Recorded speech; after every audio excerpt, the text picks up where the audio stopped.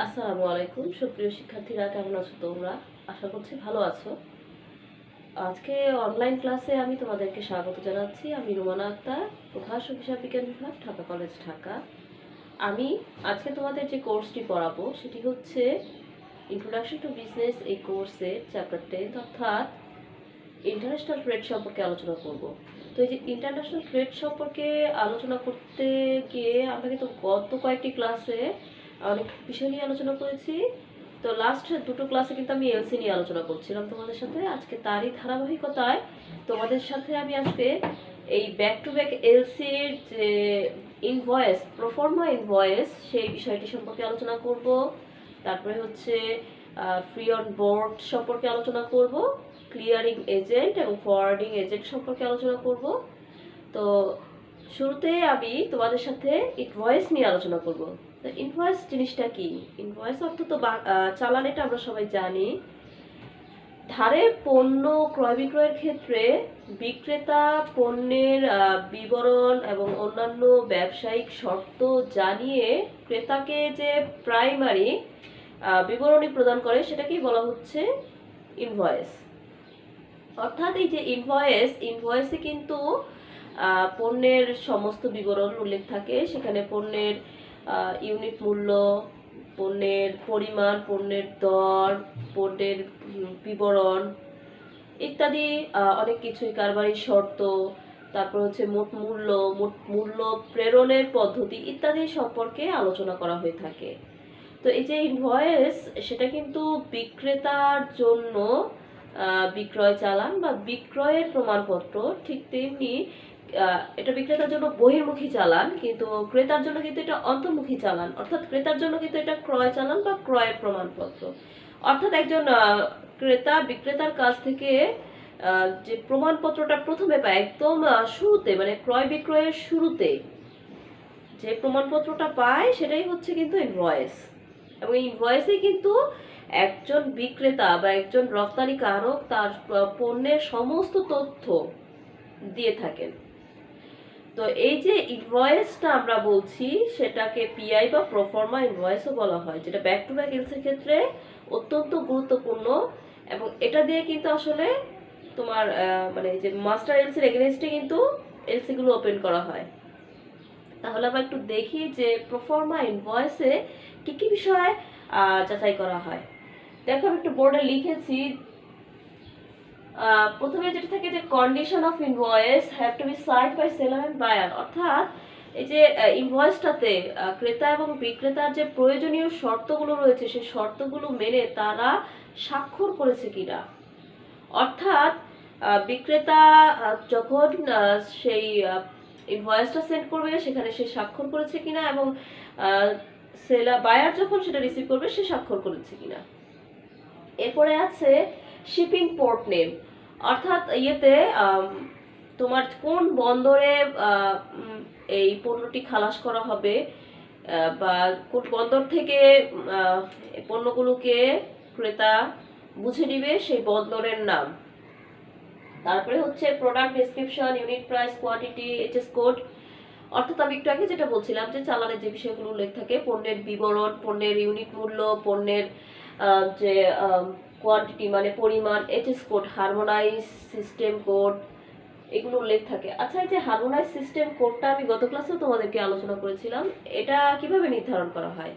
আসলে harmonise system code পণ্যের, বিভিন্ন ধরনের পণ্যের কোড, তো এই জন্য একটা বই আছে যেটাকে ফার্স্ট শিডিউল বুক বলা হয়। সেখানে সব ধরনের পণ্যের জন্য আলাদা আলাদা কোড রয়েছে। সেখানে একজন রপ্তানিকারক যে পণ্যগুলোকে রপ্তানি করবে বা আমদানিকারক যে পণ্যগুলো আমদানি করতে চায় সেগুলোর জন্য কিন্তু ফার্স্ট শিডিউল বইতে কোড নাম্বার উল্লেখ করে দেওয়া আছে, এবং সেই কোড অনুযায়ী কিন্তু কোড নাম্বারটি ইনভয়েসে দিতে হয়।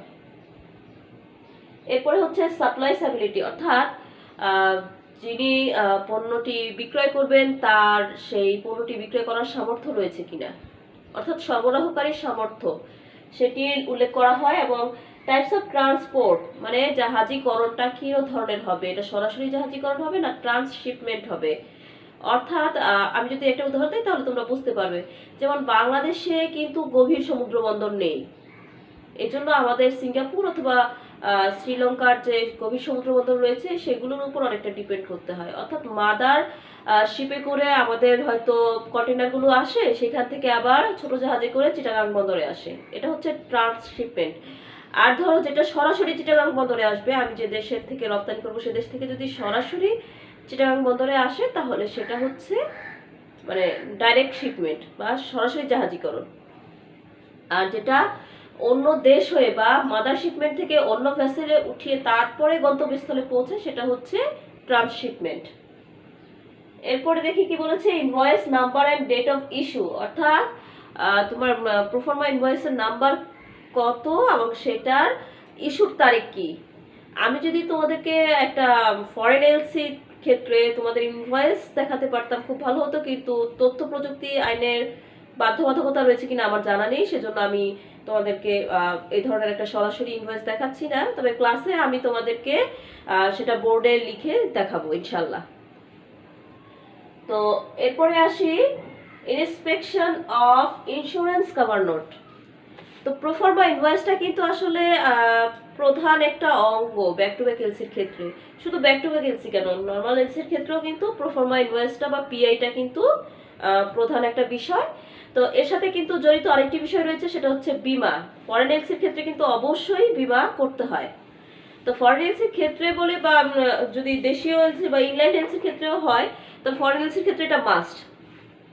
তো এই যে বীমার ক্ষেত্রে যে কভার নোটটা রয়েছে, বীমার যে কভার নোটটা রয়েছে সেটা নিরীক্ষণ করতে কি কি বিষয়ে যাচাই বাছাই করা হয় সেই বিষয়টা এখন আমরা জেনে নেব। দেখো, আমরা যখন একটা কোম্পানির এলসি খোলা হয়, একটি ব্যাংক কর্তৃক খোলা হয়, তখন ব্যাংক কিন্তু প্রথমে যাচাই বাছাই করে দেখবে যে পিআইতে উল্লেখিত মূল্যের সমান কভার নোটের মানে বীমার যে কভার নোট সেখানে সেই মূল্যটি প্রদান করা হয়েছে কিনা। এরপরে হচ্ছে মানে এলসিতে উল্লেখিত মূল্যের সাথে 10% যুক্ত করে বীমার টাকাটা হিসাব করা হয়েছে কিনা, বা কভার নোট বীমার যে কভার নোট সেখানে সেই হিসাবটা দেখানো হয়েছে কিনা। তারপরে হচ্ছে যে সেখানে রিস্ক ম্যানেজমেন্ট বা ঝুঁকিটাকে কভার করা হয়েছে কিনা, যে সেটা রেলে আসলে কি ধরনের ঝুঁকি হবে, এয়ারে আসলে কি ধরনের ঝুঁকি হবে, বা সিতে আসলে কি ধরনের ঝুঁকি হবে, সেই ঝুঁকিগুলোকে কভার করা হয়েছে কিনা। জমার রসিদ সংযুক্ত করা হয়েছে কিনা। এছাড়া ইনভয়েসে পণ্যের যে তথ্যাদি ছিল সেগুলো প্রয়োজন অনুযায়ী বীমার কভার নোটে দেওয়া হয়েছে কিনা, যেমন খালাসের যে পণ্য, খালাসের যে বন্দরের নাম, তারিখ, সম্ভাব্য তারিখ, ইস্যুর তারিখ ইত্যাদি সেখানে উল্লেখ করা হয়েছে কিনা। মানে ইনভয়েসের সাথে পিএ এর সাথে মিলে সমস্ত তথ্য এই বীমার কভার নোটে দেওয়া হয়েছে কিনা সেটা কিন্তু ব্যাংক যাচাই করবে। তারপরে হচ্ছে সঠিক ব্যাংকের নাম উল্লেখ করতে হবে। এখানে সেক্ষেত্রে সঠিক ব্যাংকের নাম উল্লেখ করতে হবে, ঠিক সেভাবে বীমার ক্ষেত্রেও এটা করতে হবে।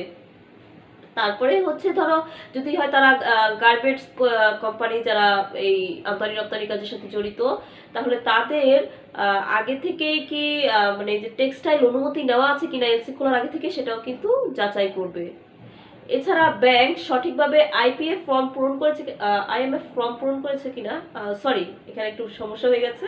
আসলে আমি গত ক্লাসে তোমাদেরকে পড়িয়েছিলাম যে প্রত্যেকটা পেমেন্টের ক্ষেত্রে বাংলাদেশ ব্যাংকের যে মানে হিট করা হয়, অর্থাৎ প্রত্যেকটা এলসি পেমেন্টের ক্ষেত্রে বাংলাদেশ ব্যাংকে যে তথ্য দেওয়া হয় সেই তথ্য ছকটি সঠিকভাবে পূরণ করা হয়েছে কিনা সেটিও কিন্তু বীমার এই কভার নোটে দিতে হয়। অর্থাৎ ব্যাংক এগুলো কিন্তু সব যাচাই বাছাই করার পরে তারপরে কিন্তু এলসিটাকে পাস করে দেয়।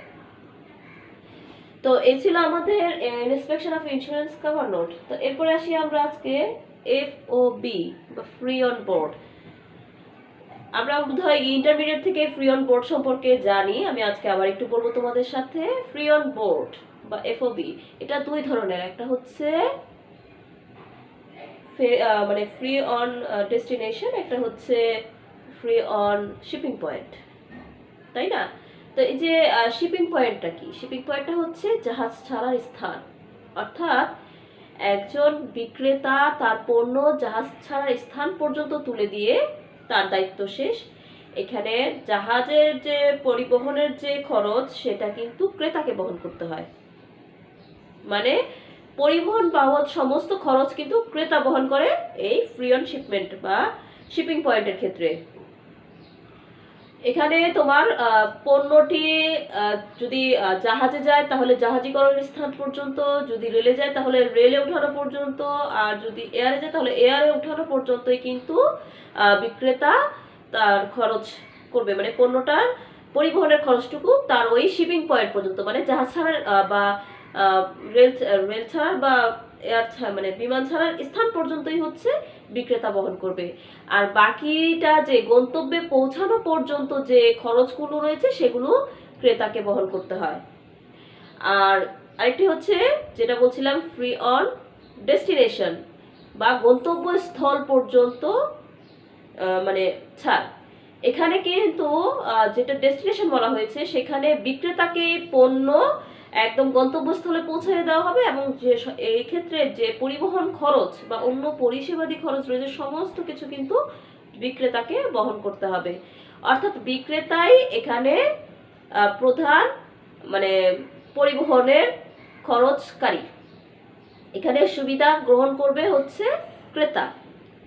তবে কোনো কারণে যদি শর্তে উল্লেখ থাকে যে ডেস্টিনেশনে ক্রেতা অর্থ পরিবহন মানে অর্থ পরিশোধ করবে, তারপরেও কিন্তু এখানে অর্থ বিক্রেতাকেই বহন করতে হবে, যেহেতু শর্তে এফওবি ডেস্টিনেশন বলা আছে।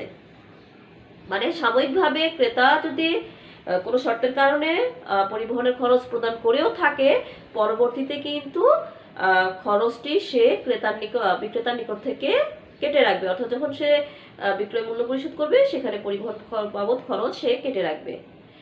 তাহলে আমরা কি বুঝলাম? শিপিং পয়েন্ট হচ্ছে যে জাহাজ ছাড়া স্থান পর্যন্ত বিক্রেতা খরচ বহন করবে, এবং বাকি যে মেইন পরিবহন খরচ সেটা ক্রেতা বহন করবে। আর যদি হয় এফওবি ডেস্টিনেশন তাহলে সেখানে বিক্রেতাই সমস্ত পরিবহন খরচ করবে, এখানে ক্রেতার কোনো পরিবহন খরচ নেই। অর্থাৎ ক্রেতা কর্তৃক নির্দেশিত নির্ধারিত স্থানে বিক্রেতা তার পণ্য পৌঁছে দিবে। যেমন একটা উদাহরণ দিই তাহলে খুব সহজে বুঝতে পারবে। ধরো আমি একটা দোকান থেকে ফ্রিজ কিনলাম। এখন যে দোকান থেকে ফ্রিজ কিনেছি তারা যদি ফ্রিজটা ভ্যানে তুলে দেয় এবং বলে যে ভ্যান ভাড়া আমাকেই দিতে হবে, সেটা হচ্ছে শিপিং পয়েন্ট। আর যদি সেই ফ্রিজের দোকানদার ফ্রিজটা ভ্যানে করে আমার বাসার ধরো আমার বাসা দোতলায় তুলে দেয়, সেটা হচ্ছে ডেস্টিনেশন। ঠিক আছে? মানে এখানে ফ্রিজটা আমি দোকান থেকে কিনেছি পর্যন্ত যেই টাকাটা প্রদান করলাম এবং ভ্যানে তুলে দেওয়া পর্যন্ত ওদের কাজ শেষ, সেটাই শিপিং পয়েন্ট। এবং আর যখন তাদের ভ্যানে তুলে আমার বাসায় দিয়ে গেল, সেখানে কিন্তু পরিবহন খরচটা ফ্রিজের কোম্পানি মানে ফ্রিজের সেই দোকানদার বহন করলো বিধায় এটা হচ্ছে ডেস্টিনেশন। আমি আশা করছি তোমরা বুঝতে পেরেছো শিপিং পয়েন্ট কি আর ডেস্টিনেশন কি।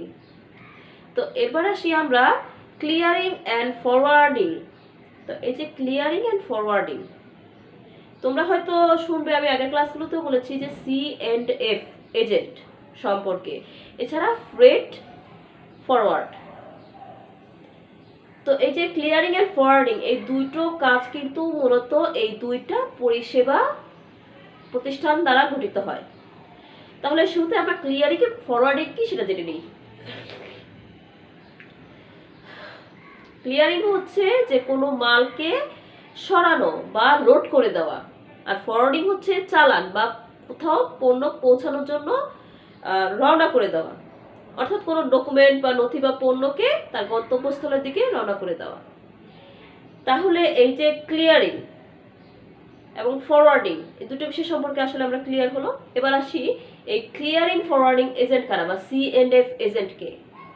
এই যে C&F এজেন্ট, এই এজেন্টটা হচ্ছে বিশেষজ্ঞ ব্যক্তি যারা আমদানি রফতানির বিভিন্ন দলিল পত্রাদির কাজে বিশেষ জ্ঞান অর্জন করেছে, এবং বিভিন্ন ধরনের আমদানি এবং রপ্তানিকারকদের পক্ষে তারা পণ্য বা মালকে বাস্তব রূপে কি করে থাকে, তারা খালাস করে থাকে বন্দরে, বা বন্দর থেকে মালটিকে জাহাজীকরণ করে থাকে। তো এই যে CF এন্ড এজেন্ট তারা মানে এই কাজটি কেন করে? আসলে প্রত্যেকটা আমদানি রপ্তানিকারক প্রতিষ্ঠানের কিন্তু দেখা যায় যে এই বন্দরে মাল খালাস করার জন্য নিজস্ব ব্যবস্থাপনা থাকে না। সেজন্য তারা এই লাইসেন্স প্রাপ্ত যে সকল প্রতিষ্ঠান রয়েছে সিএনএফ এজেন্ট হিসেবে, সেই প্রতিষ্ঠানগুলোর কাছে বন্দরে মাল খালাসের এবং জাহাজীকরণের দায়িত্ব দিয়ে দেয়। আমি আগেই তোমাদেরকে বলেছি যে বন্দরে মাল খালাস করা এবং জাহাজীকরণ করার জন্য কিন্তু দুটো আলাদা পরিষেবা প্রতিষ্ঠান রয়েছে। একটি হচ্ছে ক্লিয়ারিং প্রতিষ্ঠান, আরেকটি হচ্ছে ফ্রেট ফরওয়ার্ডিং।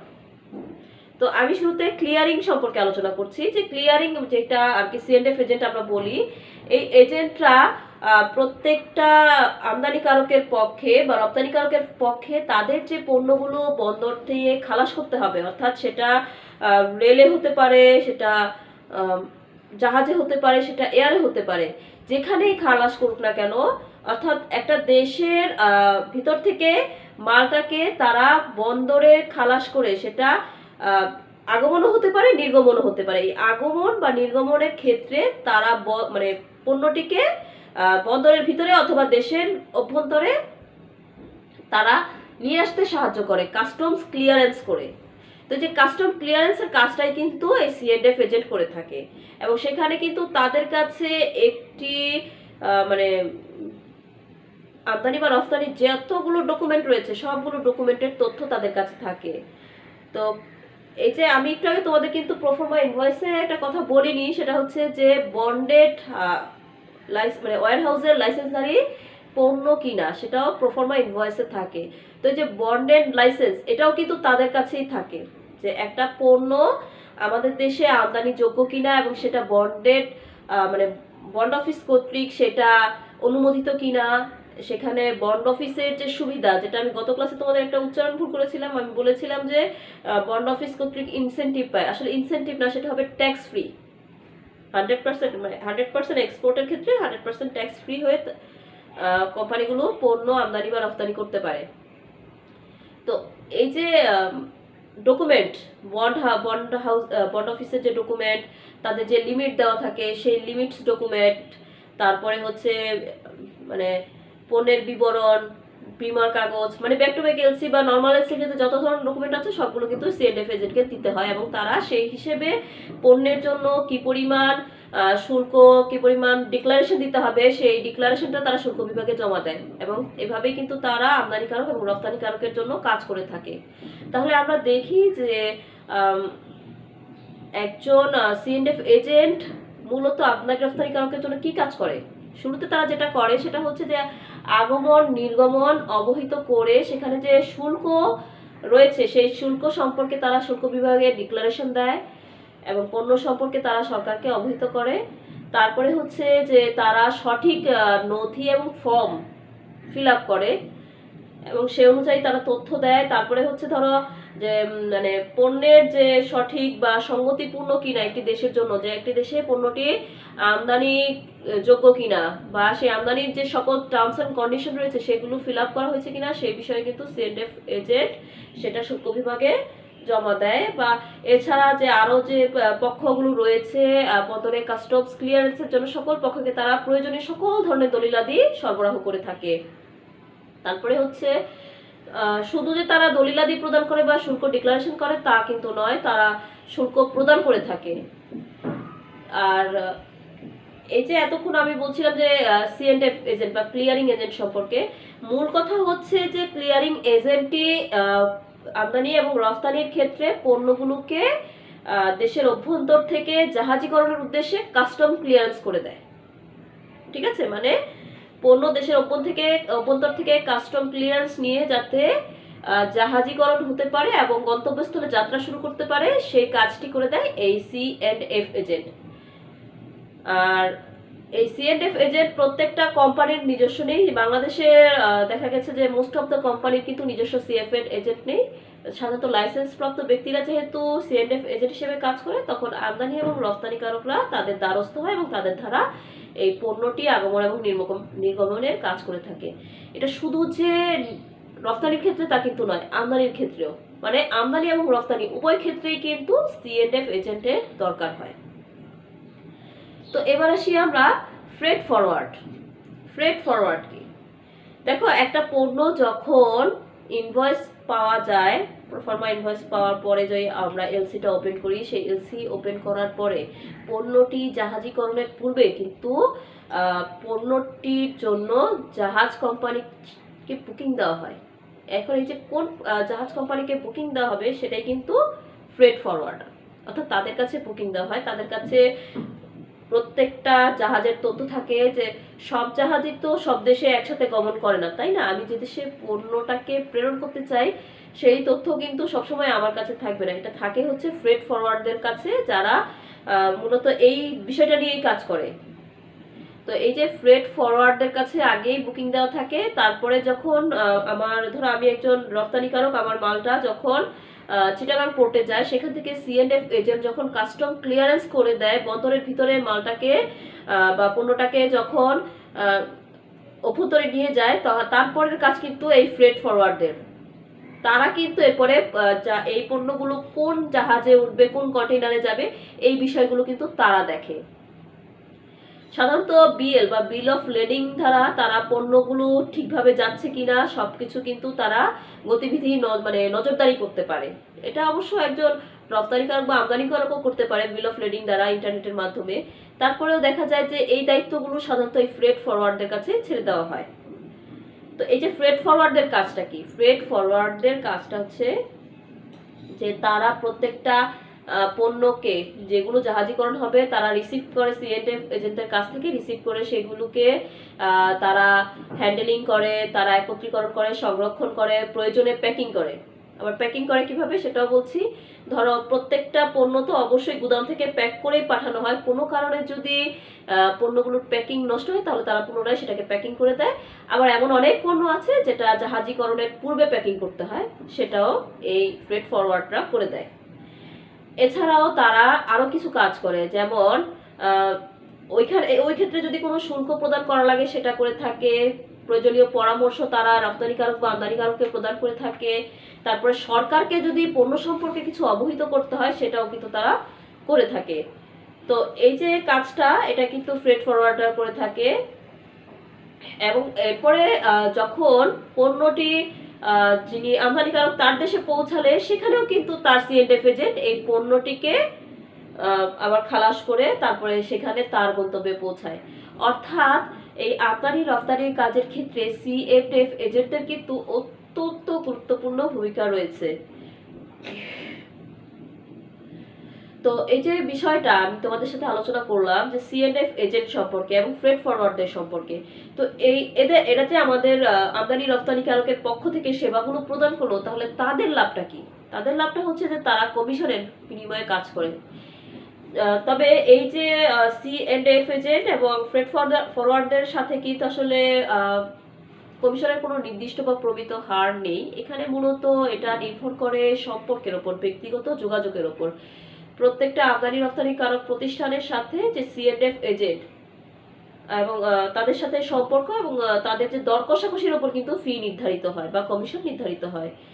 তোমরা হয়তো গত সপ্তাহেই বোধহয় একটা নিউজ দেখেছো যে ভুয়া C&F এজেন্ট যেটা কোন পোর্টে এসেছে। তো এরকম মাঝে মাঝে ঘটনা ঘটে, কিন্তু তারপরেও C&F এজেন্টরা এই আমদানি রপ্তানি ব্যবসার জন্য অত্যন্ত গুরুত্বপূর্ণ একটা অংশ, এবং এরা কিন্তু এই আমদানি রপ্তানি কাজটাকে আরো স্মুথ করে দেয়। বাংলাদেশে অধিকাংশ প্রতিষ্ঠানে কিন্তু এই C&F এজেন্টদের উপর নির্ভর করে। মুষ্টিমেয় কয়েকটা প্রতিষ্ঠানে নিজস্ব C&F এজেন্ট প্রতিষ্ঠান রয়েছে, অর্থাৎ তাদের যে মানে এই মাল আমদানির আগমন নির্গমন বা কাস্টম ক্লিয়ারেন্সের কাজটা কিন্তু তাদের লোকেরাই করে থাকে। এটা মুষ্টিমেয় কয়েকটা প্রতিষ্ঠানের, কিন্তু অধিকাংশ প্রতিষ্ঠানের কাজ বাংলাদেশে C&F এজেন্টরা করে থাকে। তো আজকে এই ছিল তোমাদের সাথে আমার ক্লাস। নেক্সট ক্লাস পর্যন্ত প্রত্যেকেই ভালো থাকো, সুস্থ থাকো। তোমাদের সকলকে ধন্যবাদ। আল্লাহ হাফেজ।